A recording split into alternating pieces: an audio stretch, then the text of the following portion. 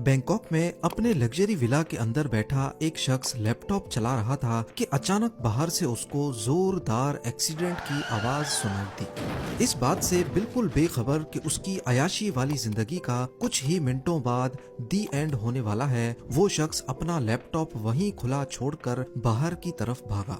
कहने को तो एक लड़की ने अपनी टोयोटा कैमरे उसके विला के गेट से जा टकराई थी, पर असल में एक नहीं, दो नहीं, बल्कि 7 मुल्कों की पुलिस इस दिन का पिछले कई सालों से इंतजार कर रही थी। ये बैंकॉक में 5 जुलाई 2017 की सुबह थी और जिस शख्स की हम बात कर रहे हैं ये कोई मामूली इंसान नहीं है। ये मल्टी मिलियनेयर बादशाहों वाली जिंदगी गुजारता था। दिन को पोर्शा, शाम को BMW और रात को लैम्बोर्गिनी चलाता था। दुनिया की नजर में सॉफ्टवेयर डेवलपर, जबकि असल में ये किंग ऑफ डार्क वेब के नाम से पहचाना जाता था। वो शख्स जिसने सालों से अपनी आइडेंटिटी को छुपाए रखा, एक छोटी सी गलती उसका सब कुछ बहा गई। प्रॉपर्टीज, पैसा, दौलत, गाड़ियां और उसकी जान भी। पर आखिर वो छोटी सी गलती क्या थी और कैसे 7 मुल्कों की पुलिस ने कोलैबोरेशन के साथ दुनिया के सबसे वांटेड डार्क वेब किंग को ढूंढ निकाला। जेम टीवी की वीडियोस में एक बार फिर से खुशामदीद। नाजरीन, ये 2010 की बात है जब डार्क वेब आहिस्ता आहिस्ता उठ रहा था। डार्क वेब इंटरनेट की दुनिया का दूसरा रुख है जहां हर किस्म के इलीगल काम होते हैं। ड्रग्स और वेपन्स से लेकर टारगेट किलिंग के कॉन्ट्रैक्ट्स देने तक सारा काला बिजनेस यहीं पे होता है। यहाँ ऐसे ऐसे काम होते हैं जिनको सुनकर यकीन लाना भी हमारे लिए काफी मुश्किल है। डार्क वेब पे इस तरह के सारे कामों के होने के पीछे भी एक खास रीजन है। दुनिया भर में इलीगल काम करने वाले अपनी आइडेंटिटी छुपाना चाहते हैं ताकि पुलिस और लॉ इन्फोर्समेंट एजेंसीज की पकड़ में ना आ सके, और डार्क वेब पे इनका ये मसला हमेशा हमेशा के लिए हल होता नजर आ रहा था। जिस तरह नॉर्मल इंटरनेट पर ब्राउजिंग के लिए हम गूगल क्रोम जैसे ब्राउजर्स का इस्तेमाल करते हैं, इसी तरह डार्क वेब की वेबसाइट्स को ब्राउज करने के लिए स्पेशल ब्राउजर्स यूज होते हैं जो यूजर की आइडेंटिटी को बहुत सारे सर्वर्स के जरिए प्रोटेक्शन देते हैं। इनमें से एक का नाम टॉर ब्राउजर है। 2010 से पहले डार्क वेब का इतना रुझान नहीं था, लेकिन इसके बाद क्रिप्टो करेंसीज के आते ही इलीगल ट्रेड्स की पेमेंट ट्रांसफर करने का मसला भी हल हो गया, क्योंकि क्रिप्टो करेंसी को ट्रैक करना अथॉरिटीज के लिए नामुमकिन है। डार्क वेब में इलीगल ट्रेड्स के सारे मसले हल हो चुके थे, कॉन्ट्रैक्टर्स की आइडेंटिटी भी सेफ थी और पेमेंट ट्रांसफर करना भी काफी सेफ हो चुका था। अब सिर्फ एक चीज की जरूरत थी और वो था कोई अच्छा और रेप्यूटेबल प्लेटफॉर्म या फिर डार्क वेबसाइट। सबसे पहले सिल्क रोड नाम की डार्क वेबसाइट बनी जिसको इंटरनेट की इस अंधेरी दुनिया में काफी कामयाबी मिली। इसकी शुरुआत फरवरी 2011 में हुई और उठते साथ ही इसको 1 लाख से ज्यादा कस्टमर्स ने इस्तेमाल करना शुरू कर दिया। लेकिन 2.5 सालों के बाद सिल्क रोड का मालिक पकड़ा गया और ये वेबसाइट बंद कर दी गई। पर क्योंकि इस बिजनेस की काफी डिमांड थी तो कुछ ही दिनों में बहुत सारी नई डार्क वेबसाइट्स लॉन्च कर दी गई, जिसमें सिल्क रोड 2.0 और एवोल्यूशन नाम की वेबसाइट्स भी शामिल थी। इन वेबसाइट्स पे सेल परचेज के लिए कस्टमर्स अपने बिटकॉइंस प्लेटफॉर्म को देते और परचेजिंग के बाद ये बिटकॉइंस प्लेटफॉर्म का कमीशन काटकर सेलर को मिल जाते थे। अब क्योंकि यहाँ होता ही सारा ब्लैक बिजनेस है तो अक्सर वेबसाइट ऑपरेटर्स कस्टमर्स के सारे पैसे लेकर वेबसाइट बंद करके भाग जाते थे, जिसको एग्जिट स्कैम्स भी कहते हैं। वैसे ही ना उनको कोई जानता था और फिर डार्क वेब की वजह से उनको ट्रेस करना भी एक नामुमकिन काम था। लिहाजा एग्जिट स्कैम्स की सूरत में ड्रग डीलर्स सिंपली दूसरे प्लेटफॉर्म्स पे शिफ्ट हो जाते थे। डार्क वेब के शुरुआती सालों में यहाँ बहुत घपले होते रहे।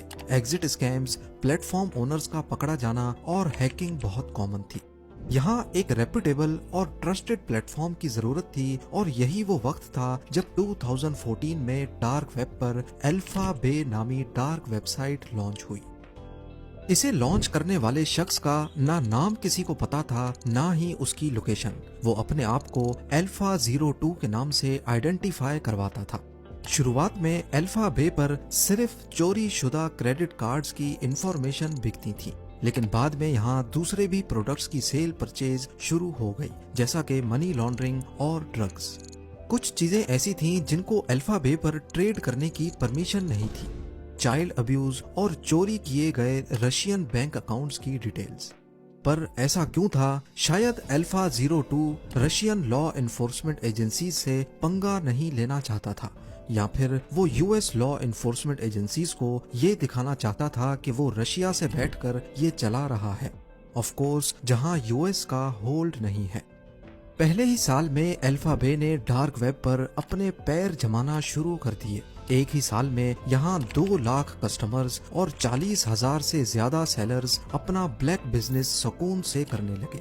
2017 तक अल्फा बे पर 3 लाख से ज्यादा आइटम्स लिस्ट हो चुके थे और रोजाना करीब $5 लाख की सेल्स भी होने लगी।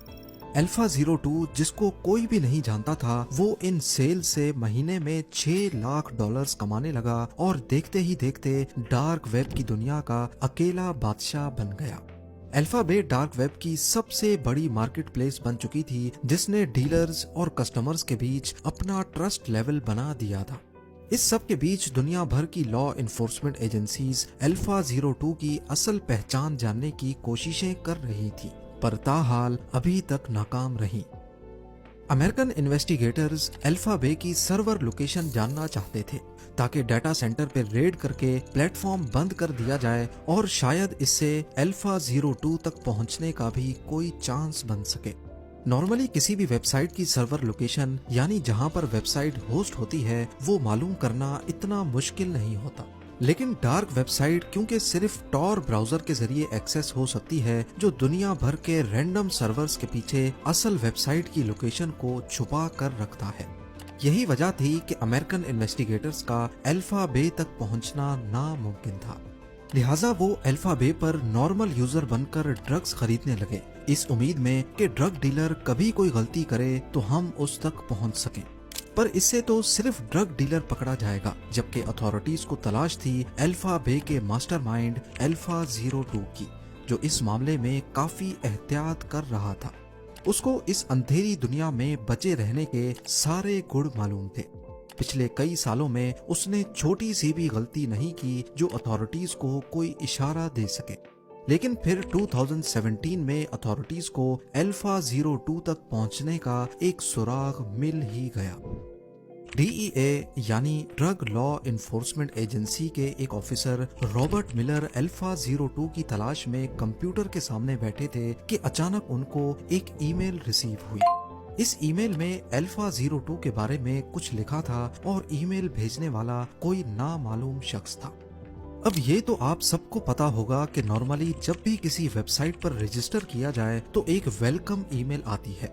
ऐसी ही एक वेलकम ईमेल अल्फा बे की तरफ से इस शख्स को भी आई थी जब ये प्लेटफॉर्म 2014 में नया लॉन्च हुआ था।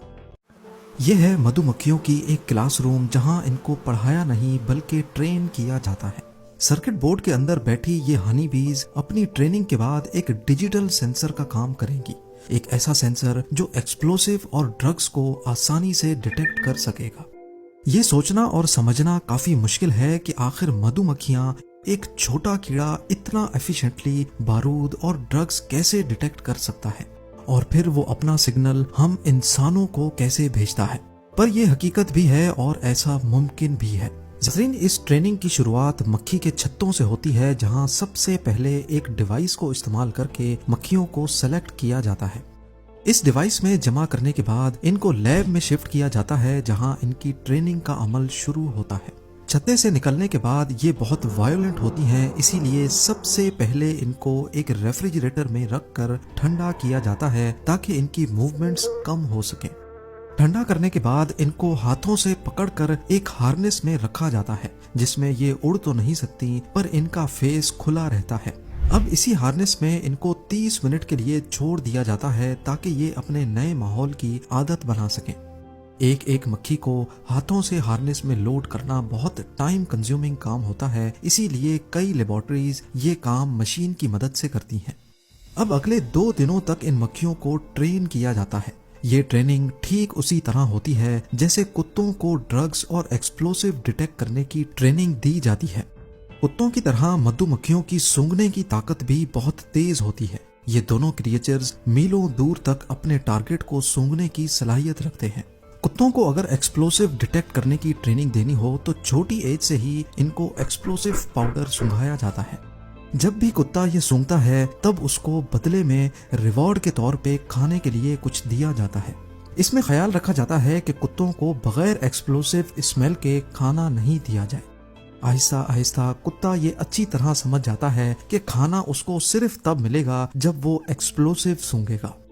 कुत्तों की इसी साइकोलॉजी को इस्तेमाल करके अब इनको एयरपोर्ट्स पर एक्सप्लोसिव डिटेक्शन के लिए इस्तेमाल करना बहुत आसान हो जाता है। जब भी ये किसी लगेज में एक्सप्लोसिव सूंघता है तो वो अपनी आदत से मजबूर अपने मालिक या ट्रेनर के सामने जबान निकालता है और उसी वक्त उसको रिवॉर्ड के तौर पे खाना दिया जाता है।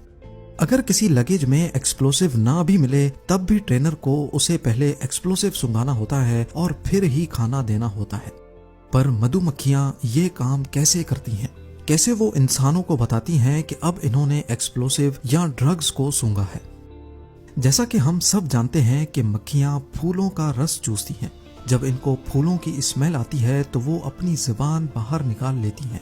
इनकी ये जुबान एक स्ट्रॉ की तरह काम करती है जिससे वो लिक्विड को सक कर सकती हैं। फूलों की स्मेल पर जुबान निकालने की इस आदत को बदलना इतना मुश्किल नहीं होता। हार्नेस में बंधी हुई मक्खियां जब थक हार जाती हैं तो इनमें से अब शॉर्ट लिस्टिंग की जाती है। शॉर्ट लिस्टिंग के लिए कॉटन बड पर मीठा पानी लगाकर इनके सामने रखा जाता है। जो मक्खियां इस मीठे पानी को चूसने में इंटरेस्टेड होती हैं वो अपनी जुबान बाहर निकाल लेती हैं। यही वो पॉइंट होता है जब इन मक्खियों को शॉर्ट लिस्ट करके ट्रेनिंग के अगले फेज में भेज दिया जाता है। अब इन शॉर्ट लिस्टेड मक्खियों को 6 सेकंड्स के लिए एक्सप्लोसिव वेपर सूंघाया जाता है और आखिर के 3 सेकंड्स में उनको मीठे पानी में डिप हुआ कॉटन बड दिया जाता है। ये प्रोसेस एक ऑटोमेटिक मशीन की मदद से चल रहा होता है। चंद ही घंटों के बाद मधुमक्खियां अच्छी तरह ट्रेन हो जाती हैं। उनको समझ आ जाता है कि एक्सप्लोसिव की इस खास स्मेल के फौरन बाद उनको रिवॉर्ड के तौर पे मीठा पानी मिलने वाला है। तो अब ऑटोमेटिकली इस खास स्मेल के बाद इनकी जबान बाहर निकल आती है। अब ये मक्खियां पूरी तरह से ट्रेन हो चुकी हैं, लिहाजा अब इनको हार्नेस से निकालकर एक कंटेनर में आजाद कर दिया जाता है और यही ट्रेनिंग अब दूसरे मक्खियों के बैच को भी दी जाती है। यहाँ आपको बताते चलें कि ये ट्रेनिंग इनको एक्सप्लोसिव पाउडर पे भी दी जा सकती है और नारकोटिक्स पर भी। पर अब मसला ये है कि मक्खियों का ये खास रिस्पॉन्स इंसान तो माइक्रोस्कोप से देख सकता है पर प्रैक्टिकली एयरपोर्ट्स और सेंसिटिव एरियाज में ऐसा करना मुमकिन नहीं है। कुछ ऐसा करना होगा जिससे मक्खियों का एक्सप्लोसिव सूंघकर जबान निकालना एक मशीन भी डिटेक्ट कर सके। इसके कई तरीके हो सकते हैं। एक तो है वीडियो प्रोसेसिंग। जी हाँ, मक्खियों को हार्नेस में फिट करके एक मॉनिटरिंग डिवाइस में रखा जाता है। इस डिवाइस में लगे माइक्रो कैमरास मक्खियों के जबान निकालने को AI वीडियो प्रोसेसिंग के जरिए डिटेक्ट करते हैं और ये सिग्नल स्क्रीन पर फौरन एक अलार्म डिस्प्ले करता है। इसके साथ ही मशीन रिवॉर्ड के तौर पे मीठे पानी वाला कॉटन मक्खियों के सामने कर देती है। कैमरास के अलावा मक्खियों का रिएक्शन एक इंफ्रारेड लाइट से भी रिकॉर्ड किया जा सकता है। इंफ्रारेड लाइट को मक्खियों के फेस के नीचे ऐसे फिट किया जाता है कि जब भी इनकी जबान बाहर आएगी तो सेंसर पर पड़ने वाली लाइट कम हो जाएगी। ऐसा होने पर लाइट सेंसर समझ जाता है कि अब मक्खियों की जबान बाहर है। इसी तरीके को इस्तेमाल करके 36 मधुमक्खियों को एक हैंड हेल्ड मशीन में डाला जाता है जिसको सिक्योरिटी स्टाफ 6 सेकंड्स के लिए पैसेंजर के बैग के सामने रखता है। अगर तो बैग में ड्रग्स या फिर एक्सप्लोसिव होगा तो फौरन स्क्रीन पर रेड अलार्म डिस्प्ले हो जाएगा। कुत्तों और मधुमक्खियों की इस पावर को अगर कंपेयर किया जाए तो इसमें बहुत फर्क निकल कर सामने आता है। जो ट्रेनिंग कुत्तों को दी जाती है उसमें कई साल लग जाते हैं, जबकि मक्खियों को सिर्फ चंद घंटों में ही ट्रेन कर लिया जाता है। ना सिर्फ इतना बल्कि कुत्तों के मुकाबले में मक्खियों पे होने वाला खर्चा भी बहुत कम होता है। इसके साथ साथ कई केसेस ऐसे होते हैं जहां कुत्तों का इस्तेमाल मुमकिन ही नहीं होता, जैसा कि जमीन में दफन की गई लैंड माइंस को ढूंढना। ये लैंड माइंस अपने ऊपर पड़ने वाले थोड़े से भी वजन को डिटेक्ट करके फट जाती हैं और जाहिर है ये काम कुत्तों के करने का नहीं है। इसके लिए ट्रेंड शुदा मक्खियों को खुला छोड़कर ड्रोन से उन पर नजर रखी जाती है। अगर कहीं उनको एक्सप्लोसिव की स्मेल आती है तो वो उसके आस पास भटकने लगती हैं, इस उम्मीद में कि अब उनको मीठा पानी मिलने वाला है। مکھیوں کا یہ ریئیکشن کیمرہ کے ذریعے لائیو دیکھا جا رہا ہوتا ہے اور ایکسپرٹس سیدھا اس اسپاٹ پہ پہنچ کر مکھیوں کو ان کا ریوارڈ دیتے ہیں اور لینڈ مائن کو کھود کر ناکارہ بنا لیتے ہیں۔ آج تک صرف ٹرینڈ کتوں اور مدو مکھیوں کو ہی سیکیورٹی پرپز کے لیے استعمال نہیں کیا گیا، بلکہ اور بھی کئی جانور ہیں جن کو ہسٹری میں ملٹری آپریشنز کے لیے بھرپور استعمال کیا گیا تھا اور یہ ان کے لیے بہت فائدے مند بھی رہے۔ اس پر ایک ڈیڈیکیٹڈ ویڈیو آپ لوگ جلد ہی زیم ٹی وی پہ دیکھیں گے۔ امید ہے زیم ٹی وی کی یہ ویڈیو بھی آپ لوگ بھرپور لائک اور شیئر کریں گے۔ آپ لوگوں کے پیار بھرے کامنٹس کا بے حد شکریہ۔ ملتے ہیں اگلی شاندار ویڈیو میں۔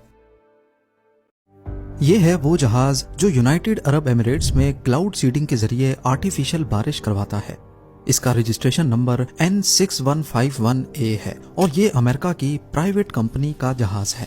فلائٹ ڈیٹا ریکارڈ میں دیکھنے پر مجھے معلوم پڑا کہ اسی رجسٹریشن نمبر کا جہاز دبئی میں فلڈ سے صرف ایک دن پہلے 15 اپریل 2024 شام کو 4 بجے ابو دھابی میں زائد انٹرنیشنل ایئرپورٹ سے ٹیک آف ہوا۔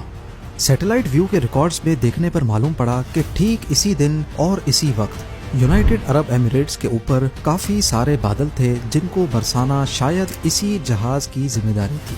ٹیک آف کے بعد یہ جہاز کہاں گیا اور اس نے کیا کچھ کیا، اس کے بارے میں ویڈیو میں آگے چل کے بات کرتے ہیں۔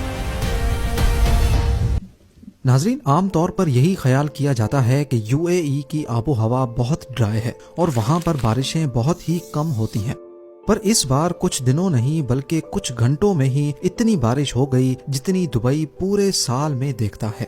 دبئی کے شاندار ایڈمنسٹریشن سسٹم کی وجہ سے اس کو منی یورپ بھی کہا جاتا ہے، لیکن اس بار منی یورپ میں لاکھوں گاڑیاں، گھر، شاپس اور آفیسز پانی میں ڈوب گئے اور اگلے 5 دنوں تک پانی کو نکالنا دبئی گورنمنٹ کا سر درد بنا رہا۔ کیا یہ دبئی میں کلاؤڈ سیڈنگ کا نتیجہ تھا یا پھر ان کا سیوریج سسٹم فیل ہو گیا، اور اگر ہاں تو کیسے؟ 14 اپریل 2024 کو گلف آف عمان سے بارشوں کا ایک سلسلہ تیز طوفان کے ساتھ عمان میں داخل ہوتا ہے اور موسلا دھار بارش سب سے پہلے عمان کو ہٹ کرتی ہے۔ سڑکوں پر پانی جمع ہو جاتا ہے اور 20 لوگوں کا جانی نقصان ہوتا ہے۔ دیکھتے ہی دیکھتے یہ سلسلہ 16 اپریل تک UAE میں داخل ہو جاتا ہے۔ شروعات میں اس کو ایک نارمل بارش ہی سمجھا گیا جو کہ 20 mm تک تھی، لیکن دیکھتے ہی دیکھتے بارش بڑھتی گئی اور صرف چند گھنٹوں میں یہ 20 mm سے 142 mm یعنی قریب 5.5 انچ تک پہنچ جاتی ہے۔ دبئی کی بزی روڈز پر کئی فٹ گہرا پانی کھڑا ہو جانے کی وجہ سے یہاں ٹریفک کا نظام دھرم بھرم ہو جاتا ہے۔ لوگ اپنے گھروں میں قید ہو جاتے ہیں، جبکہ کچھ ایریاز میں تو گھروں کے اندر بھی کمر جتنا پانی جمع ہونے کی انفارمیشن ملی ہے۔ بہت سی ویڈیوز میں دیکھا جا سکتا ہے کہ لوگوں کے گھروں میں قیمتی سامان پانی کی وجہ سے تباہ ہو گیا ہے۔ تمام شاپس بند ہونے کی وجہ سے لوگوں کے پاس کھانے پینے کی اشیاء بھی ختم ہو جاتی ہیں اور لوگ بھوک کی وجہ سے بے حال ہو جاتے ہیں، لیکن بارش رکنے کا نام ہی نہیں لیتی۔ یہاں تک کہ دبئی انٹرنیشنل ایئرپورٹ، جہاں نارملی دن میں ہزاروں فلائٹس لینڈ ہوتی ہیں، رن وے پر گھٹنوں جتنا پانی کھڑے ہونے کے باعث فلائٹ ریڈار پہ یہ ایئرپورٹ کچھ ایسا منظر پیش کرنے لگا۔ جو جہاز ایئرپورٹ پر تھے وہ وہیں کھڑے کے کھڑے رہ گئے، جبکہ آنے والی تمام فلائٹس کو ڈائیورٹ کیا جانے لگا۔ ایئرپورٹ پر موجود مسافروں کا سفر گھنٹوں کے بجائے اب دنوں میں تبدیل ہو جانے لگا۔ معمولی سی دکھنے والی بارش دھیرے دھیرے دنیا کے سب سے ترقی یافتہ شہر کو پوری طرح جیم کر کے رکھ دیتی ہے اور اسکولز آفیسز کو ان نون ڈیوریشن کے لیے بند کر دیا جاتا ہے۔ دبئی کی ایک مشہور انشورنس کمپنی کے مالک کا کہنا ہے کہ صرف ایک ہفتے میں ہمیں ہزاروں کی تعداد میں گاڑیوں کے انشورنس کلیمز موصول ہوئے ہیں، جو پہلے کے مقابلے میں 400% زیادہ ہیں۔ اسی طرح ریسٹورنٹس اور شاپس کی طرف سے لاکھوں درہمز کی انشورنس کلیمز موصول ہو چکے ہیں، جو ہمارے لیے بہت زیادہ ہیں۔ میٹیورولوجیکل اتھارٹیز کا کہنا ہے کہ 1949 سے ویدر کا ڈیٹا ریکارڈ کرنا شروع کیا گیا تھا اور 1949 سے لے کر اب تک یعنی 75 سالوں میں یہ UAE میں ہونے والی سب سے زیادہ بارش تھی۔ مگر اصلی سوال جو سب کے ذہن میں موجود ہے کہ آخر ایسا کیا ہوا کہ دنیا کا خشک ترین علاقہ اس قدر شدید بارش کی لپیٹ میں آ گیا۔ بارشوں سے تباہی کے بعد سوشل میڈیا پر یہ افواہ پھیلنے لگی کہ یہ بارش دبئی کی کلاؤڈ سیڈنگ کا نتیجہ ہے۔ کیا یہ افواہ واقعی سچی ہے؟ 15 اپریل 2024 شام 4 بجے کے قریب ابو دھابی ایئرپورٹ سے N6151A رجسٹریشن نمبر والا جہاز ٹیک آف ہوا، جو نارملی پہلے بھی UAE کلاؤڈ سیڈنگ ایکٹیویٹی میں دیکھا گیا ہے۔ اس کے روٹ میں دیکھا جا سکتا ہے کہ پہلے وہ سیدھا یونائٹڈ عرب ایمریٹس کے ایسٹ کوسٹ پر موجود پہاڑی ایریا کے اوپر گیا اور وہاں گول گول چکر لگائے۔ پھر اس نے شارجہ کے ایسٹ میں 2 الگ الگ لوکیشنز پر ایسے ہی گول چکر دوبارہ سے لگائے، اور پھر فائنلی دبئی کے ایسٹ میں بھی لہباب کے اوپر گول چکر لگانے کے بعد قریب شام کو 5:30 بجے واپس ابو دھابی ایئرپورٹ پر لینڈ کر گیا۔ لیکن یونائٹڈ عرب ایمریٹس کے سعودی عرب 170 کلومیٹرز لمبی ایک ایسی ماڈرن سٹی بنانے جا رہا ہے جس پر نہ ہی گاڑیاں چلیں گی اور نہ ہی اس پر روڈز بنائے جائیں گے۔ بالکل سیدھی لائن میں بنایا جانے والا یہ دنیا کا سب سے پہلا اور سب سے بڑا شہر ہونے والا ہے، جس کو 2030 سے پہلے کمپلیٹ کرنا سعودی کنگ اور کراؤن پرنس کا خواب ہے۔ ناظرین، سعودی رائل فیملی دنیا کی امیر ترین فیملیز میں شمار کی جاتی ہے۔ امریکن بزنس میگزین فوربس اور ویکیپیڈیا کے مطابق سعودی رائل فیملی نہ ملین نہ بلین بلکہ 1.4 ٹریلین ڈالرز کی مالک ہے۔ لوکل کرنسی میں بات کی جائے تو یہ اماؤنٹ 1050 کھرب روپیوں کے برابر بنتا ہے۔ اگر ابھی بھی آپ کو سمجھنے میں مشکل ہو رہی ہے تو آئیے اس کو اور زیادہ آسان کر دیتے ہیں۔ Jeff Bezos, Elon Musk, Bill Gates اور مارک زکربرگ کے ساتھ ساتھ دنیا کے ٹاپ 17 بلینئرز کی دولت کو ملا بھی لیا جائے تو پھر بھی وہ اس شاہی خاندان کی دولت سے مقابلہ نہیں کر پائے گی۔ سعودی عرب کے شاہی خاندان کی دولت کا زیادہ تر حصہ ان کو یہاں سے نکلنے والے آئل کی بدولت ملا۔ آئل نکلنے سے پہلے سعودی عرب صرف ریلیجیس ٹورزم پر ڈیپینڈنٹ تھا، لیکن 1938 میں پہلی بار یہاں آئل دریافت ہوا اور دیکھتے ہی دیکھتے پورے سعودی کنگڈم کا نقشہ ہی بدل گیا۔ آج سعودی امریکہ کے بعد دنیا کا دوسرا بڑا آئل پروڈیوسر ہے، جو صرف ایک دن میں 1 کروڑ سے بھی زیادہ بیرلز آئل پروڈیوس کر کے 85 کنٹریز کو سیل کرتا ہے۔ پر بیڈ نیوز یہ ہے کہ یہ سب کچھ ہمیشہ ایسے نہیں چلنے والا۔ اسٹینفورڈ یونیورسٹی میں کی گئی ایک ریسرچ میں سائنسدانوں کو سالڈ ایویڈنس ملے ہیں کہ جو کروڈ آئل ہم پچھلے 150 سال سے استعمال کر رہے ہیں وہ اب جلد ختم ہونے والا ہے، یعنی زمین کے نیچے آئل ریسورسز کا دی اینڈ جلد ہی ہونے والا ہے۔ ریسرچ میں اندازاً بتایا گیا ہے کہ 2052 تک دنیا سے کروڈ آئل ختم ہو جائے گا یا اس کی کوانٹٹی اتنی کم رہ جائے گی کہ اس کو نکالنا پروفیٹیبل ہی نہیں رہے گا۔ تو آخر 2052 کے بعد سعودی کنگڈم اپنا گزارا کیسے کر پائے گی؟ گزارا تو شاید ہو جائے، پر یہ شاہانہ لائف سٹائل کیسے برقرار رہے گا؟ کراؤن پرنس محمد بن سلمان نے ابھی سے ہی سعودی کنگڈم کو آئل کی ڈیپینڈنسی سے ہٹانے کا کام شروع کر دیا ہے۔ دبئی کی طرح اب سعودی عرب بھی ویسٹرن ٹورزم کو پروموٹ کر رہا ہے، اور اس کے لیے جو سٹی بنائی جا رہی ہے وہ دبئی سے بھی کافی زیادہ ایڈوانسڈ ہوگی۔ یہ شہر دنیا میں موجود دوسرے شہروں سے کافی زیادہ مختلف ہوگا، کیونکہ جہاں دوسری سٹیز سینٹر سے اسٹارٹ ہو کر آہستہ آہستہ باہر کی طرف پھیلتی جاتی ہیں، وہیں یہ سٹی ایک اسٹریٹ لائن میں ہوگی، اور وہ بھی 170 کلومیٹرز لمبی لائن۔ اليوم بصفتي رئيس مجلس إدارة نيوم نقدم لكم ذا لاين۔ یہ لائن سٹی جس کا نام نیوم رکھا گیا ہے، یہ سعودی عرب کی اکنامی کو ڈائیورسیفائی کرنے کا سب سے پہلا عمل ہے۔ محمد بن سلمان، جو سعودی کنگ سلمان بن عبدالعزیز کے بیٹے ہیں اور جو ان آفیشلی پوری کنٹری کو چلا بھی رہے ہیں، ان کے ماسٹر پلان میں 2030 تک سعودی کو آئل کی ڈیپینڈنسی سے ہٹانا بھی شامل ہے۔ نیوم سعودی عرب کی تبوک پروونس میں بنایا جا رہا ہے، جہاں پر گورنمنٹ نے اس نئی سٹی کے لیے ایک اسپیشل زون الاٹ کیا ہے۔ اس کا ایک سائیڈ گلف آف عقابہ اور دوسرا سائیڈ ریڈ سی کو لگے گا، جبکہ اس کے ساحل سے صرف 5 کلومیٹر دور ایجپشن سٹی شرم الشیخ ہے، جو آلریڈی ایک ٹورسٹ ہاٹ اسپاٹ بن چکا ہے۔ دونوں کنٹریز کے حکمرانوں کا پلان ہے کہ نیوم اور شرم الشیخ کو ایک برج کے ذریعے بھی کنیکٹ کیا جائے گا، جس سے دونوں کنٹریز کو نہ صرف ٹورزم میں فائدہ ہوگا بلکہ دونوں کے درمیان اسرائیل کو بائی پاس کر کے ایک لینڈ کنیکشن بھی بن جائے گا۔ सऊदी गवर्नमेंट की तरफ से नियोम का जो नक्शा प्लान किया गया है वो वाकई काफी इंटरेस्टिंग है। क्राउन प्रिंस का कहना है कि लाइन सिटी के बेशुमार फायदे हैं और ये दुनिया को नेक्स्ट लेवल तक लेके जाने का एक रोल मॉडल होगी। ये सिटी 3 लेवल्स पर फैली होगी, जिसमें ग्राउंड लेवल पे ना ही गाड़ियां चलेंगी और ना ही कोई रोड बनेगा, बल्कि ये लेवल नेचर से भरपूर होगा जहां सिर्फ पैदल चलने वालों की जगह होगी। दूसरे लेवल को सर्विस लेयर का नाम दिया गया है, जिसमें सारी कमर्शियल एक्टिविटी जैसा कि शॉप्स, ऑफिसेज और मॉल्स होंगे। इस लेवल पे रोड्स होंगे और गाड़ियां भी इसी लेवल पे चलेंगी। नियोम का तीसरा लेवल इस सिटी की बैकबोन साबित होगा, क्योंकि यहाँ ultra high speed transport system बनाया जाएगा जो लोगों को 170 किलोमीटर पर फैले शहर के एक कोने से दूसरे कोने तक सिर्फ और सिर्फ 20 मिनटों में पहुंचाने की काबिलियत रखेगा। नियोम दुनिया की बाकी सिटीज के मुकाबले में बिल्कुल डिफरेंट होगी, क्योंकि ये पूरी सिटी, इसमें मौजूद electrical system, transport system, industries, सब कुछ रिन्यूएबल एनर्जी के जरिए चलेगा। यानी जो ऑयल 2052 में खत्म होना है, नियोम के लिए वो 2030 में ही खत्म हो जाएगा। ये लाइन सिटी जहां रेड सी के साहिल से गुजरेगी, वहीं इसका ज्यादातर हिस्सा 4500 फीट ऊंचे पहाड़ों से भी गुजरेगा और सऊदी गवर्नमेंट ने इस हिस्से को ट्रोजेना का नाम दिया है। प्रोजेक्ट की कंस्ट्रक्शन के लिए किसी भी पहाड़ को नुकसान नहीं पहुंचाया जाएगा, बल्कि इसी नेचुरल लैंडस्केप की खूबसूरती को इस्तेमाल करके इसमें डेवलपमेंट की जाएगी, जहां एक vertical village, outdoor ski resort, mountain to mountain transport system, health centre और लग्जरी एंटरटेनमेंट सेंटर्स भी बनाए जाएंगे। इस लाइन सिटी की जियोग्राफिकल लोकेशन ऐसे रखी गई है कि दुनिया की 40% पॉपुलेशन यहाँ 4 घंटे में पहुँच सकती है और सऊदी क्राउन प्रिंस का टारगेट यहाँ 2052 तक 1 अरब की पॉपुलेशन अट्रैक्ट करना है।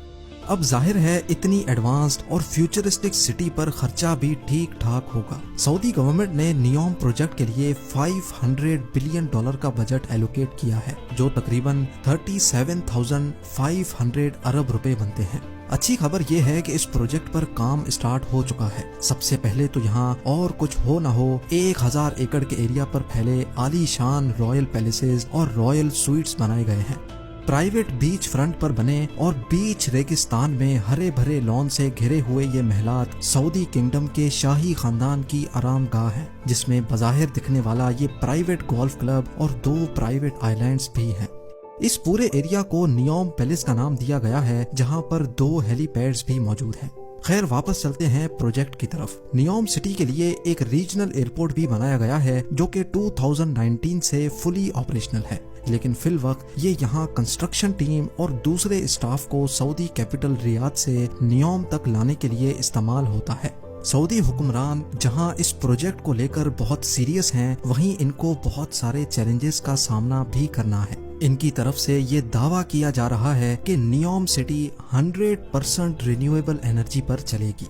तो फिर सवाल ये है कि पीने का फ्रेश वाटर जो अभी फॉसल फ्यूल के जरिए सी वाटर को फिल्टर करके इकट्ठा किया जाता है, वो बगैर फ्यूल के कैसे मिलेगा?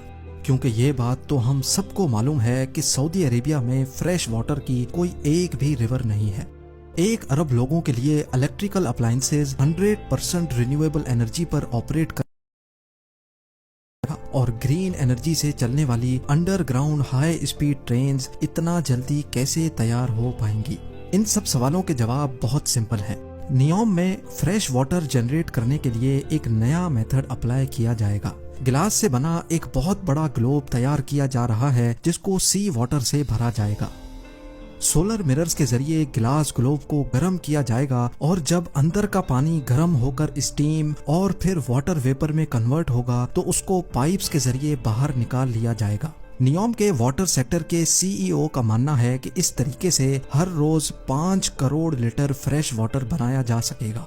रिवर्स ऑस्मोसिस और डीसैलिनेशन जैसी मौजूदा टेक्नोलॉजीज के जरिए फ्रेश वाटर बनाने की कॉस्ट जहां 1000 लीटर पर $1 बनती है, वहीं ये कॉस्ट सोलर डूम में 62% तक कम होकर सिर्फ 38 सेंट्स यानी 28 रुपए रह जाएगी।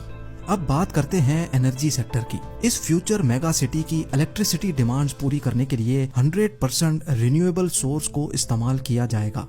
سعودی عرب کی لوکیشن کے حساب سے یہاں زیادہ تر گرمی رہتی ہے اور گرم علاقوں میں ونڈ کنڈیشنز زیادہ بہتر ہوتی ہیں، اسی لیے ونڈ ٹربائنز اور سولر کی مدد سے نیوم پر ایسے پلانٹ لگائے جائیں گے جو پانی اور ہوا کو الیکٹروکیمیکل سیل کے ذریعے گرین امونیا میں کنورٹ کریں گے، جو کہ ایک بہت افیکٹو فیول ہے۔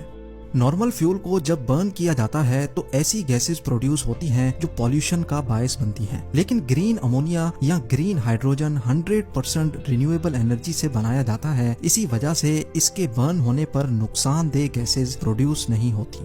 فوسل فیول کی طرح گرین امونیا کو ٹرانسپورٹ اور اسٹور کرنا بھی کافی آسان ہوتا ہے۔ اب آ جاتے ہیں سب سے مین سوال پر، یعنی الٹرا ہائی اسپیڈ ٹرینز، جو دنیا میں پہلی بار پریکٹیکلی نیوم میں استعمال ہوں گی۔ یہ ہائی اسپیڈ ٹرینز 482 کلومیٹرز پر آور سے ٹریول کر کے صرف 20 منٹوں کے اندر اندر لائن سٹی کے ایک کونے سے دوسرے کونے تک پہنچا سکیں گی۔ یہ ٹرین جس ٹنل میں چلے گی وہاں ہیوی میگنیٹس لگے ہوں گے جو گرین الیکٹریسٹی کی مدد سے ٹرین کو پش یا اسٹاپ کر سکیں گے۔ ساتھ ہی ساتھ ٹرین اسٹارٹ میں تو ویل پر چلے گی، لیکن اسپیڈ اپ ہونے کے بعد اس کے ویلز زمین سے 4 انچ اوپر اٹھ جائیں گے اور میگنیٹک فورس پر تیرتی ہوئی ٹرین سیم الیکٹریسٹی کنزمپشن میں زیادہ فاسٹ چل سکے گی۔ اس سٹی کا ڈیزائن بالکل اسٹریٹ لائن بھی اسی وجہ سے رکھا گیا ہے تاکہ الٹرا ہائی اسپیڈ ٹرین کو سفر کے دوران ٹرنز کی وجہ سے سلو نہ ہونا پڑے۔ کئی ایکسپرٹس کا ماننا ہے کہ اس لیول کی فیوچر سٹی اور اس میں یوز ہونے والی ٹیکنالوجیز کو 2030 تک بنانا پاسبل نہیں ہے، لیکن نیوم پروجیکٹ کا ویژن اور اس پر کی جانے والی محنت سے ایک بات تو کلیئر ہے کہ سعودی کنگڈم اپنے فیوچر کو لے کر کافی سیریس ہے اور ویسٹرن ٹورزم کو پروموٹ کرنے کی بھرپور کوشش بھی کر رہی ہے۔ یہ ویڈیو امید ہے آپ لوگ بھرپور لائک اور شیئر کریں گے۔ آپ لوگوں کے پیار بھرے کامنٹس کا بے حد شکریہ۔ ملتے ہیں اگلی شاندار ویڈیو میں۔ آسمانوں کو چھوتا ہوا ٹرائی اینگولر شیپ کا یہ اسٹرکچر دیکھنے میں تو بہت ہی عالیشان اور خوبصورت لگ رہا ہے، لیکن جب آپ کو اس بلڈنگ کی دکھ بھری کہانی پتہ چلے گی تو یقیناً آپ بھی اس پر یقین نہیں کریں گے۔ 1080 فیٹ اونچی، اپنے ارد گرد موجود دوسری بلڈنگ سے 10 گنا لمبی یہ بلڈنگ دیکھنے میں کسی پیرامڈ جیسی لگتی ہے، لیکن اصل میں یہ ایک ہوٹل ہے جو پیرس کے آئیفل ٹاور سے بھی اونچا ہے۔ ایریا کے حساب سے اس ہوٹل میں 39 لاکھ اسکوائر فیٹ کی جگہ اور 3000 کمرے موجود ہیں، جس کی وجہ سے یہ ہوٹل دنیا کے کسی بھی جانے مانے 5 اسٹار ہوٹل کے ساتھ مقابلہ کر سکتا ہے۔ دبئی کے برج خلیفہ کی طرح رات کے وقت اس ہوٹل کی دیواروں پر لائٹ شوز اور فائر ورکس بھی ہوتے ہیں جو پورے شہر کی فضا میں رنگین روشنیوں کی وجہ بنتے ہیں۔ پر حیرت کی بات یہ نہیں ہے کہ یہ ہوٹل کتنا خوبصورت ہے یا اس کے اندر کیا کیا لگژری فیسلٹیز موجود ہیں، بلکہ اصل حیرانگی کی بات تو یہ ہے کہ اس عالیشان ہوٹل میں آج تک ایک بھی گیسٹ داخل نہیں ہوا۔ پچھلے 30 سالوں سے یہ ہوٹل بالکل اکیلا تنہا کھڑا ہے، لیکن سوال ہے کہ آخر کیوں اس عالیشان ہوٹل میں آج تک ایک بھی گیسٹ نہیں جا پایا؟ 5,500 کروڑ روپے خرچ کر کے بنایا جانے والا یہ بدنصیب ہوٹل آخر دنیا کے کس کونے میں موجود ہے؟ ناظرین، اس شاندار ہوٹل کو دیکھتے ہی پہلی نظر میں ایسا معلوم ہوتا ہے کہ یہ امریکہ، کینیڈا یا پھر کسی ڈیولپڈ کنٹری کے شہر میں بنا ہوا ہے، لیکن آپ کو یہ جان کر حیرت ہوگی کہ یہ 105 منزلہ بلڈنگ روگونگ ہوٹل کے نام سے جانی جاتی ہے، جو نارتھ کوریا کے کیپٹل پیونگ یانگ میں پچھلے 30 سالوں سے بالکل خالی کھڑی ہے۔ اگر آپ کو نہیں پتا تو آپ کو بتاتے چلیں کہ نارتھ کوریا خود کو کہلاتا تو ڈیموکریٹک کنٹری ہے، لیکن اصل میں یہ ایک ایسا ملک ہے جس کو 1948 سے صرف ایک ہی فیملی چلا رہی ہے۔ کم فیملی کی 3 نسلیں پچھلے 74 سالوں سے نارتھ کوریا پر زبردستی راج کر رہی ہیں۔ نارتھ کوریا شاید دنیا کا واحد ملک ہے جہاں ہر سال الیکشنز تو ہوتے ہیں، لیکن کینڈیڈیٹ صرف ایک ہی کھڑا ہوتا ہے، اور وہ کینڈیڈیٹ نارتھ کوریا کا سپریم لیڈر یعنی کم فیملی کا ممبر ہی چوز کرتا ہے۔ اپنے سخت قانونوں کی وجہ سے نارتھ کوریا اپنے خلاف کئی دشمن بنا چکا ہے، اور شاید اسی وجہ سے نہ ہی ان کے دوسری کنٹریز کے ساتھ ٹریڈ ریلیشنز ہیں اور نہ ہی یہاں ٹورسٹ آنا پسند کرتے ہیں۔ ہر سال پورے نارتھ کوریا میں 3 لاکھ وزٹرز جاتے ہیں۔ دیکھنے میں تو یہ فگر کافی زیادہ لگتا ہے، لیکن اس کے پڑوسی ملک یعنی ساؤتھ کوریا کے سالانہ 175 لاکھ وزٹرز کے مقابلے میں یہ نہ ہونے کے برابر ہی ہے۔ اب آپ کے ذہن میں یہ سوال آ رہا ہوگا کہ اگر نارتھ کوریا میں اتنی سختی ہے اور یہاں وزٹرز بھی اتنے کم جاتے ہیں تو آخر ان کو 3000 کمروں والے اس عالی شان ہوٹل کی ضرورت ہی کیوں پڑی؟ اصل میں یہ بات ہے 1986 کی، جب یونائٹڈ اسٹیٹس اور سوویت یونین کے درمیان کولڈ وار چل رہی تھی۔ اس جنگ میں نارتھ کوریا سوویت یونین کی طرفداری کر رہا تھا، جبکہ اس کا پڑوسی ملک یعنی ساؤتھ کوریا امریکہ کی طرف تھا۔ کیونکہ یہ ایک کولڈ وار تھی، اسی وجہ سے اس جنگ میں ہتھیاروں کا نہیں بلکہ اپنی طاقت دکھانے کا مظاہرہ کرنا تھا۔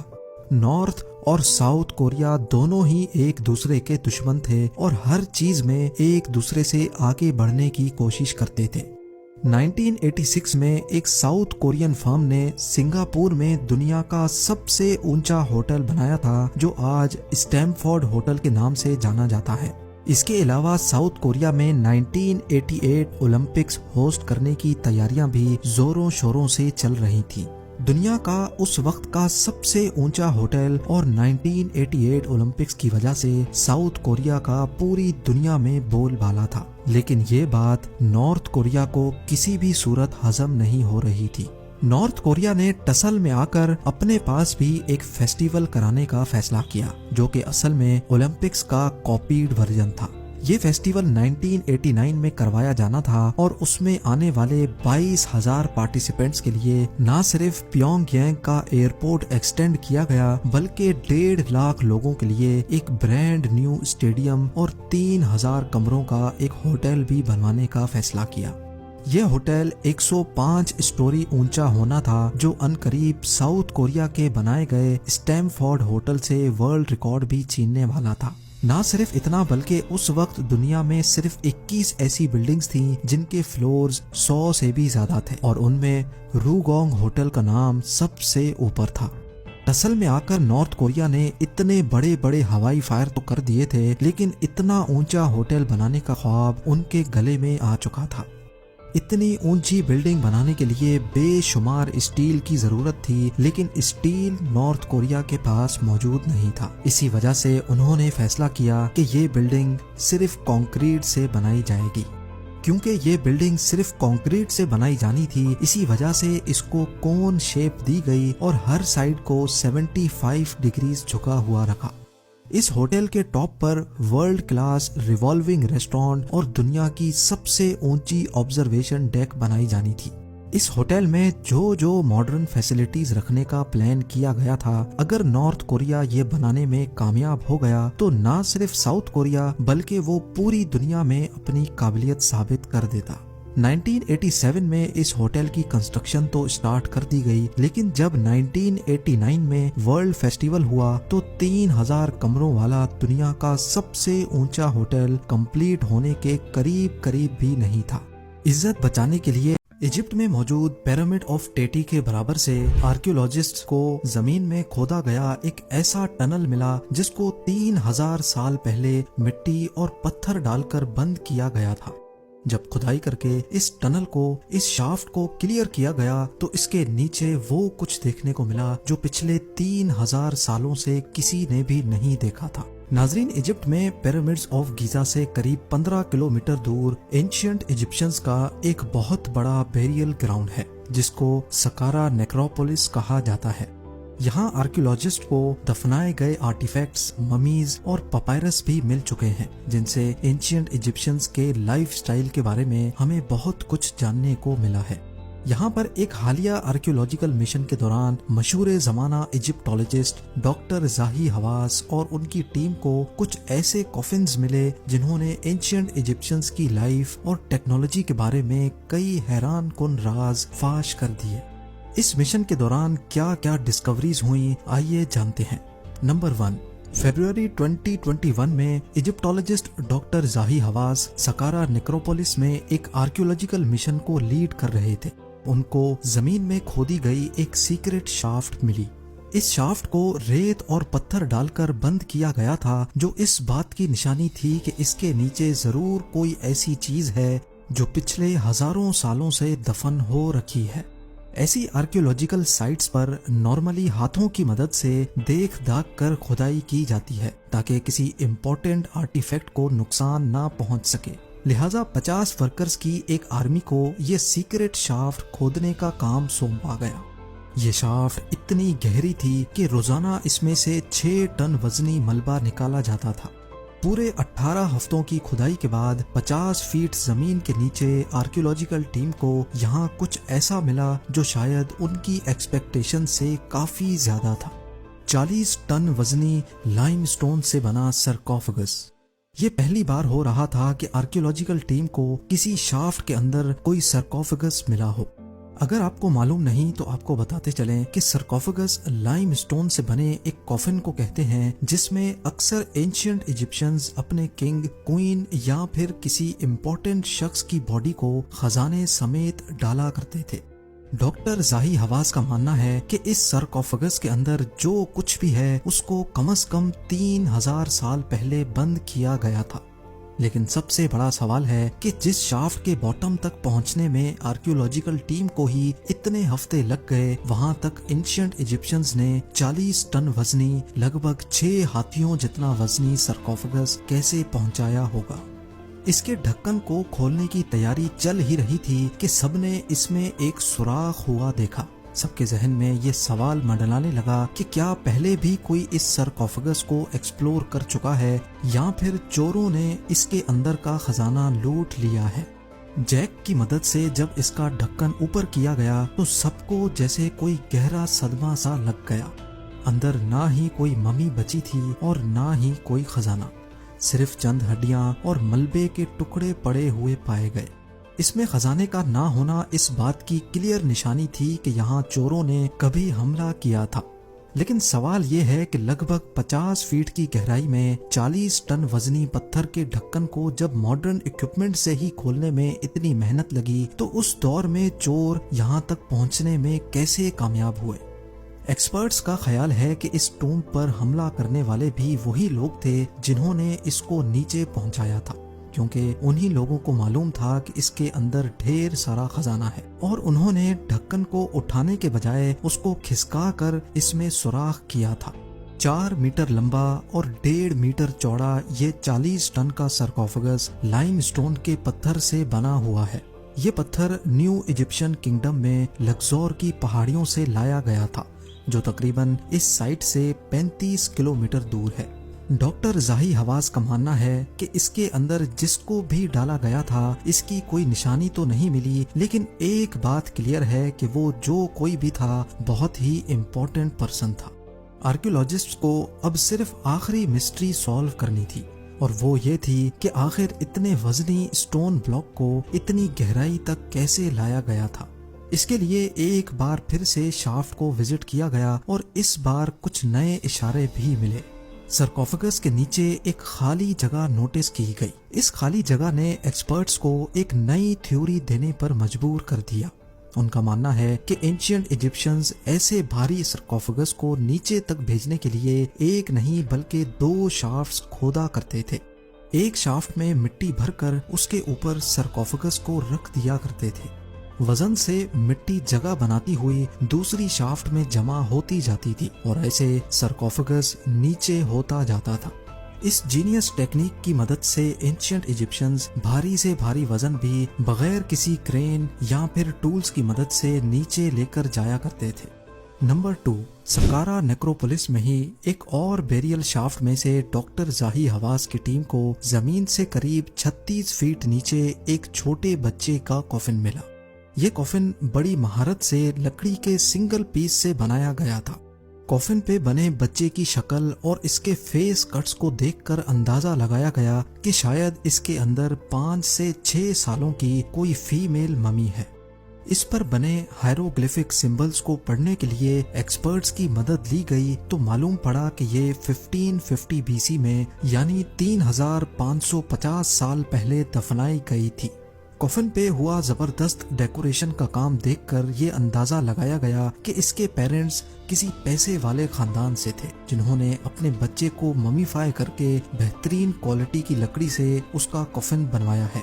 कफन को डायरेक्टली खोलने से खदशा था कि कहीं कफन टूट न जाए, इसी वजह से पहले इसको खोले बगैर इसका एक्सरे करने का फैसला किया गया। पहला एक्सरे स्कैन जब कंप्यूटर स्क्रीन पर जाहिर हुआ तो उसमें कुछ अजीब मंजर देखने को मिला। ये देखा गया कि कफन का आधे से ज्यादा हिस्सा खाली पड़ा है, जबकि सिर्फ एक छोटे से हिस्से में कुछ पड़ा हुआ दिखाई दिया।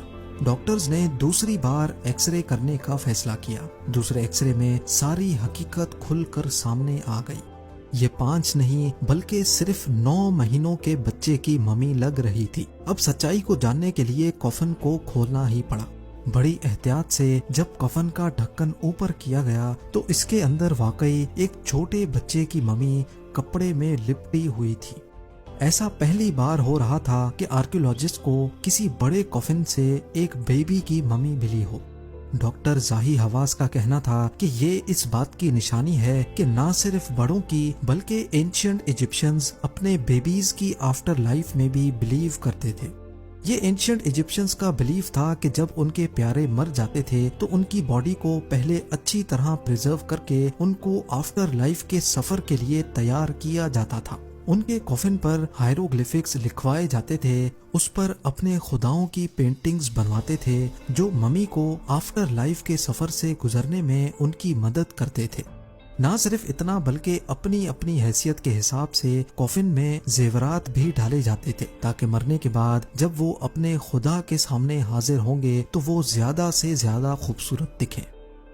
नंबर 3, इसी आर्कियोलॉजिकल मिशन के दौरान सकारा नेक्रोपोलिस पे खोदी गई एक और शाफ्ट से डॉक्टर जाही हवास की टीम को एक अनोखा कॉफिन मिला।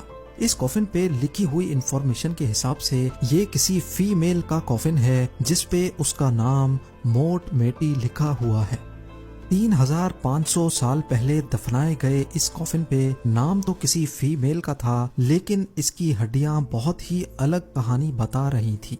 इसमें एक नहीं बल्कि 2 स्केलेटन्स मौजूद थे। जी हाँ, हड्डियों के मुआयने से मालूम पड़ा कि इस कॉफिन में 18 साल का एक लड़का और 40 साल की एक खातून को रखा गया था।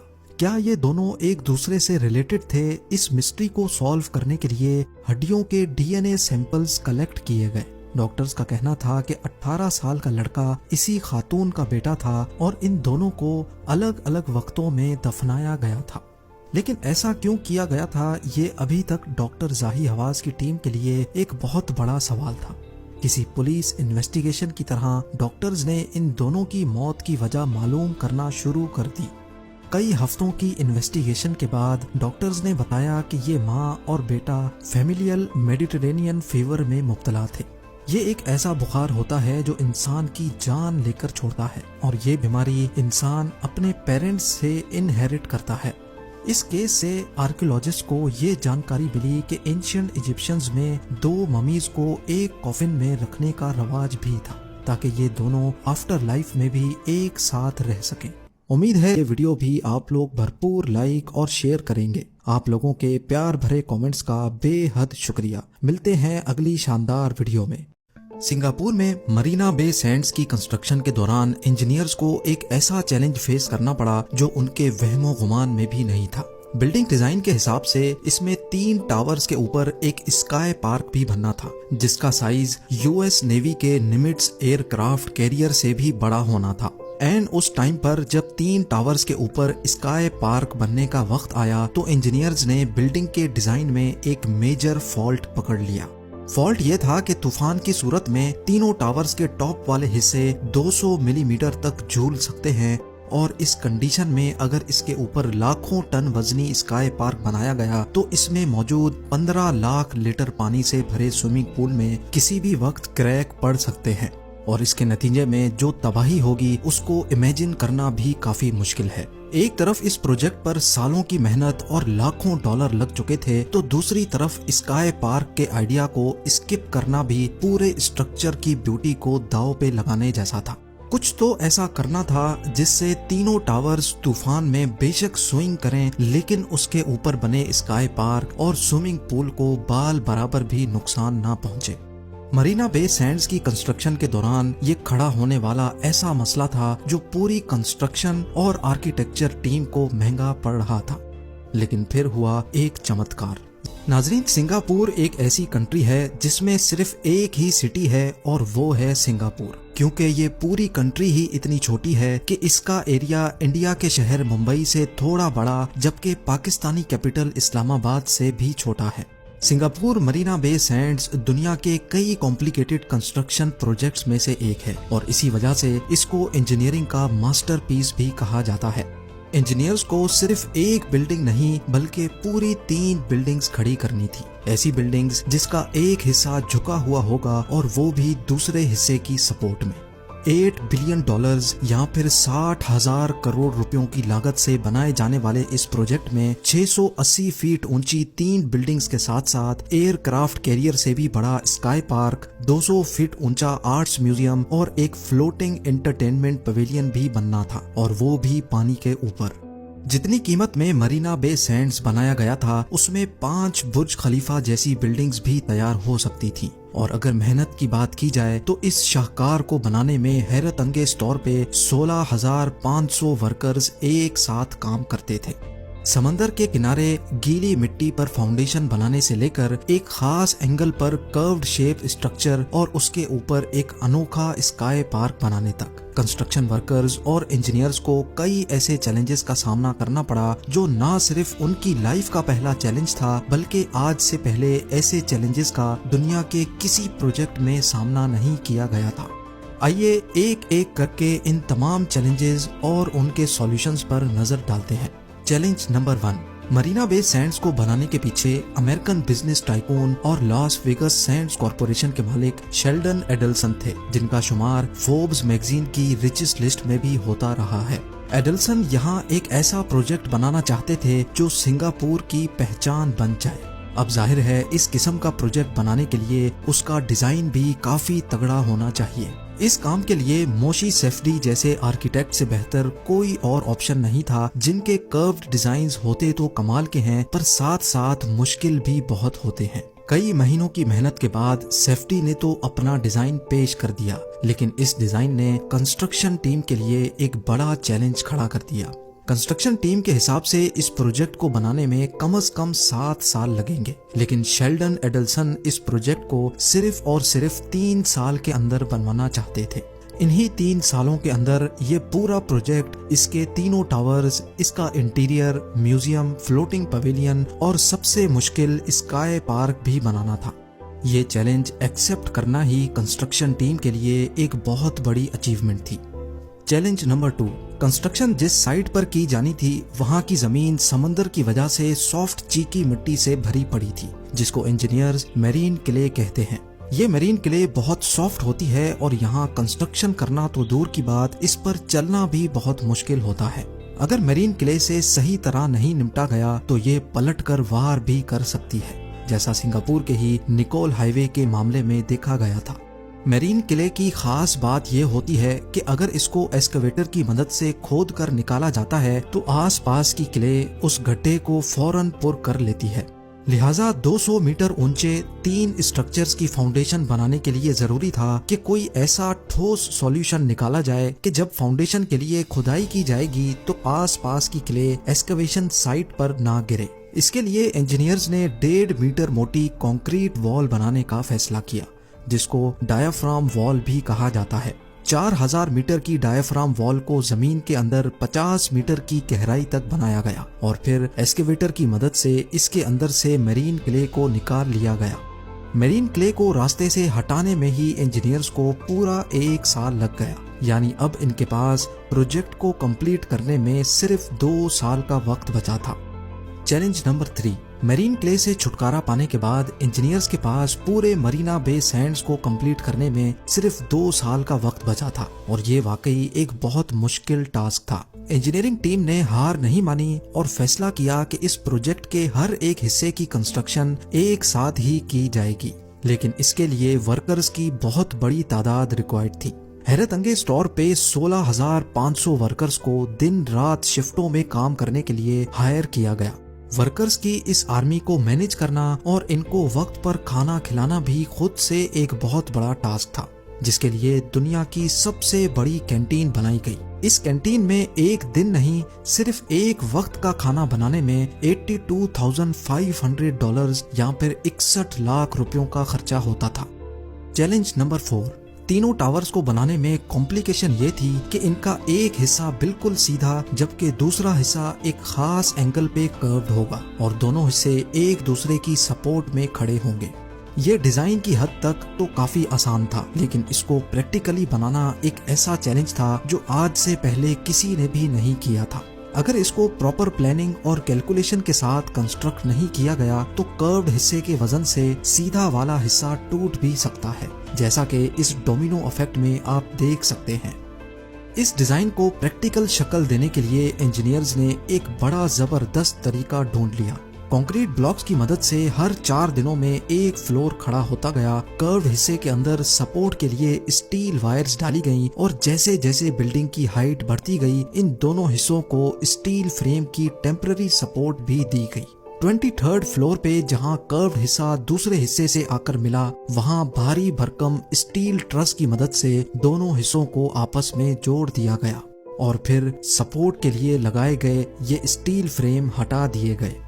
چیلنج نمبر 5، پورے 1.5 سال گزر چکے تھے۔ مرینا بے سینڈز کی تینوں بلڈنگز، آرٹس میوزیم اور فلوٹنگ کرسٹل پویلین کی کنسٹرکشن کمپلیٹ ہو چکی تھی اور ان کی فنیشنگ کا کام چل رہا تھا، لیکن ایک حصہ بننا ابھی بھی باقی تھا اور وہ تھا 1115 فیٹ لمبا اسکائی والا حصہ ٹوٹ بھی سکتا ہے، جیسا کہ اس ڈومینو ایفیکٹ میں آپ دیکھ سکتے ہیں۔ اس ڈیزائن کو پریکٹیکل شکل دینے کے لیے انجینئرز نے ایک بڑا زبردست طریقہ ڈھونڈ لیا۔ کنکریٹ بلاکس کی مدد سے ہر 4 دنوں میں ایک فلور کھڑا ہوتا گیا۔ کروڈ حصے کے اندر سپورٹ کے لیے اسٹیل وائرز ڈالی گئیں اور جیسے جیسے بلڈنگ کی ہائٹ بڑھتی گئی ان دونوں حصوں کو اسٹیل فریم کی ٹیمپرری سپورٹ بھی دی گئی۔ 23rd فلور پہ جہاں کروڈ حصہ دوسرے حصے سے آ کر ملا، وہاں بھاری بھرکم اسٹیل ٹرس کی مدد سے دونوں حصوں کو آپس میں جوڑ دیا گیا اور پھر سپورٹ کے لیے لگائے گئے یہ اسٹیل فریم ہٹا دیے گئے۔ چیلنج نمبر 5، پورے 1.5 سال گزر چکے تھے۔ مرینا بے سینڈز کی تینوں بلڈنگز، آرٹس میوزیم اور فلوٹنگ کرسٹل پویلین کی کنسٹرکشن کمپلیٹ ہو چکی تھی اور ان کی فنیشنگ کا کام چل رہا تھا، لیکن ایک حصہ بننا ابھی بھی باقی تھا اور وہ تھا 1115 فیٹ لمبا اسکائی پارک، جس کو 200 میٹر اوپر تینوں ٹاورز کی ٹاپ پر بنانا تھا اور اس کام کے لیے انجینئرنگ ٹیم کے پاس صرف 6 مہینے بچے تھے۔ دنیا بھر میں لگژری ہوٹلز اور ریزورٹس میں باقی تمام فیسلٹیز ہونے کے ساتھ ساتھ کافی اوپن اسپیس بھی ہوتی ہے جس میں کم از کم گارڈنز اور پولز بنائے جاتے ہیں، لیکن مرینا بے سینڈز کیونکہ ایک کافی تنگ جگہ پر بنایا جا رہا تھا، اسی وجہ سے یہاں کوئی اوپن اسپیس نہیں تھی۔ یہی وجہ تھی کہ ڈیزائن بناتے وقت یہ فیصلہ کیا گیا تھا کہ ان تینوں ٹاورز کے اوپر ایک بہت بڑا اسکائی پارک بھی بنایا جائے گا، جس میں 150 میٹر لمبا infinity pool, gardens, open air restaurants, yoga centre اور سنگاپور کے 360 ویوز دیکھنے کے لیے ایک شاندار آبزرویشن ڈیک بھی بنائی جائے گی۔ لیکن عین اس ٹائم پر جب اسکائی پارک بننے کا وقت آیا تو انجینئرز نے ایک میجر فالٹ پکڑ لیا، جس کی وجہ سے اسکائی پارک کی کنسٹرکشن ڈیلے ہو گئی۔ کیونکہ تینوں ٹاورز ایک دوسرے سے انڈیپینڈنٹ بنائے گئے تھے، یعنی ان تینوں کا آپس میں کوئی کنیکشن نہیں تھا، اسی وجہ سے انجینئرز کا خیال تھا کہ تیز ہواؤں کے دوران یہ تینوں الگ الگ ڈائریکشن میں سوئنگ کر سکتے ہیں، اور اگر اس کنڈیشن میں ان کے اوپر اسکائی پارک بنایا گیا تو یہ بہت بڑی تباہی کو دعوت دینے جیسا ہوگا۔ انجینئرز کا یہ جو خیال تھا، اس کو پروف کرنے کے لیے پروجیکٹ کے ماڈل کو ونڈ ٹنل ٹیسٹ سے گزارنا بہت ضروری تھا۔ سی پی پی ونڈ انجینئرنگ کمپنی کی مدد سے ماڈل کے اندر ویک پوائنٹس پر پریشر سینسرز لگائے گئے اور اس کو آرٹیفیشل ٹائفون سے گزارا گیا۔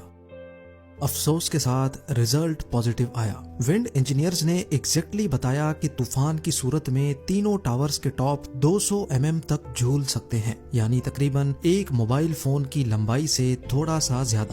کہنے میں تو یہ اتنا بڑا سوئنگ نہیں ہے، لیکن کنکریٹ کی نیچر ہی ایسی ہوتی ہے کہ وہ فلیکسیبل نہیں ہوتا، تھوڑا سا بھی پریشر کنکریٹ کریک کر سکتا ہے۔ اگر اس کنڈیشن میں اسکائی پارک بنایا گیا تو طوفان کے دوران اس میں بنے 150 میٹر لمبے انفینٹی پول میں کریک بھی پڑ سکتے ہیں اور اسکائی پارک کا بڑا حصہ ٹوٹ کر گر بھی سکتا ہے۔ یہ خبر ملتے ہی پوری کنسٹرکشن اور آرکیٹیکچر ٹیم کو گہرا صدمہ لگ گیا۔ ایک طرف 16,500 ورکرز کی 1.5 سال کی محنت لگ چکی تھی تو دوسری طرف کروڑوں ڈالرز بہائے جا چکے تھے۔ پچھلے 1.5 سالوں سے ورکرز، اسٹاف اور انجینئرز کی تینوں ٹاورز کے ساتھ ایک ایموشنل اٹیچمنٹ ہو چکی تھی، لہٰذا بلڈنگ کو توڑ کر دوبارہ بنانا تو کسی بھی صورت پاسبل نہیں تھا۔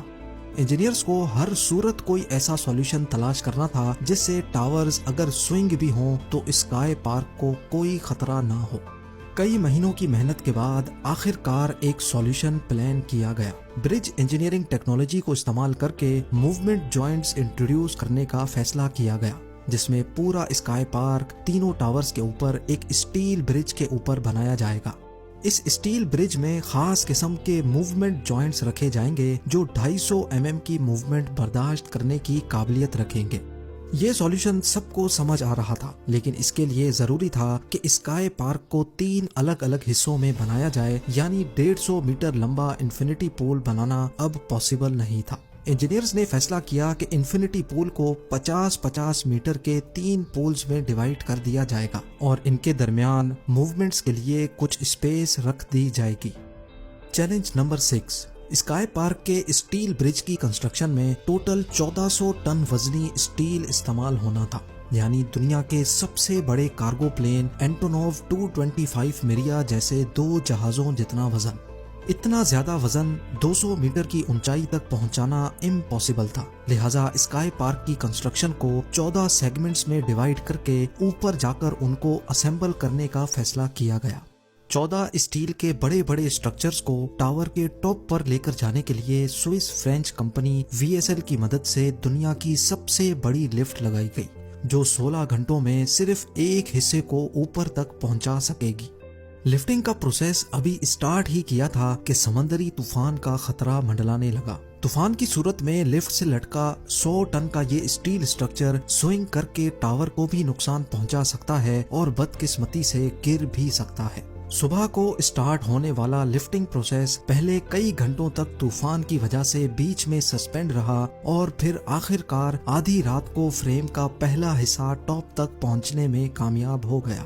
اسی طریقے سے ایک ایک کر کے پورے 1400 ٹن کا اسٹیل اسٹرکچر لفٹ کیا گیا اور اس کو اسمبل کر کے اسکائی پارک کمپلیٹ کر لیا گیا۔ جہاں مرینا بے سینڈز کی کنسٹرکشن 2009 میں کمپلیٹ ہونی تھی، اسکائی پارک کی وجہ سے 1 سال ڈیلے کے بعد 2010 میں کمپلیٹ ہوئی۔ آج مرینا بے سینڈز روزانہ لاکھوں وزٹرز کو ہوسٹ کرتا ہے، لیکن ہسٹری میں یہ بات ہمیشہ یاد رکھی جائے گی کہ اس انجینئرنگ ماسٹر پیس کے پیچھے 16,500 ورکرز کی خون پسینے کی محنت شامل ہے۔ امید ہے اس ویڈیو بھی آپ لوگ بھرپور لائک اور شیئر کریں گے۔ آپ لوگوں کے پیار بھرے کامنٹس کا بے حد شکریہ۔ ملتے ہیں اگلی شاندار ویڈیو میں۔